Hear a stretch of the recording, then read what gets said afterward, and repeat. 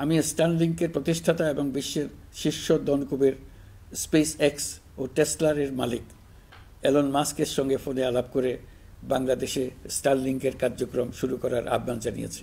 সে অনুসারে কোম্পানির প্রতিনিধিরা এখন বাংলাদেশে তাদের কার্যক্রম শুরুর আয়োজন করছে। তাদের সঙ্গে 3 মাসের মধ্যে বাণিজ্যিক চুক্তি চূড়ান্ত করার কাজ চলছে। স্টারলিংকের মাধ্যমে স্বল্প মূল্যে উচ্চগতির ইন্টারনেট বাংলাদেশের ডিজিটাল জগতে একটা বিপ্লব আনবে।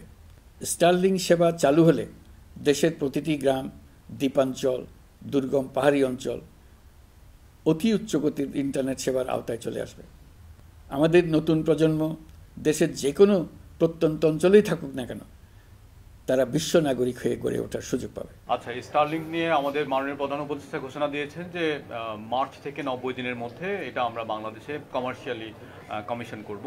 তো Starlink has given the authority to work on its own. তো তারা বাংলাদেশে কিছু ডিস্ট্রিবিউটর এবং ল্যান্ডিং স্টেশন পার্টনার তারা নিজেরা খুঁজেছেন, তাদের সাথে কাজ করছেন। এবং আমাদের দিক থেকে আমরা বিডা, বিটিআরসি এবং টেলিকম মন্ত্রণালয় আমরা মিলে আমরা এনজিএসও গাইডলাইনটা তৈরি করেছি এবং আমরা এটা কনসাল্ট করেছি। অনলাইনে এটা ছিল, আমরা 75 রকমের ফিডব্যাক পেয়েছি। ওই ফিডব্যাকগুলো আমলে নিয়ে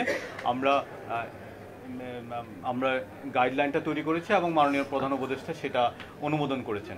এখন নেক্সট স্টেপ হচ্ছে স্টারলিংক বা এনজিএসও সহ, মানে এনজিএসও প্লেয়ার, এখানে Starlink one of the player, there can be many other players.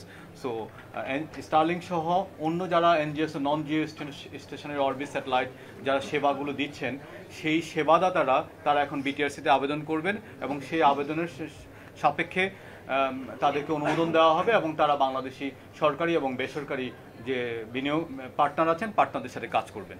আর এর মধ্যে আমরা এখানে কিছু টেস্ট সেট আপ করছি এবং সেটা পাইলট ফেজ হচ্ছে। সরি, জাস্ট একটু কমপ্লিমেন্ট করি যে আমি গতকালকে বলেছিলাম যে স্টারলিংকের বিডার অ্যাপ্রুভালটা হয়ে গেছে। সো প্রসেস ওয়াইজ প্রথমে আসলে বিডার অ্যাপ্রুভাল, তারপরে হচ্ছে গিয়ে এনজিএসও লাইসেন্স, বিটিআরসির অ্যাপ্রুভাল। ওনারা আজকে বিটিআরসির জন্য অ্যাপ্লাই করেছেন। সো এখন বিটিআরসির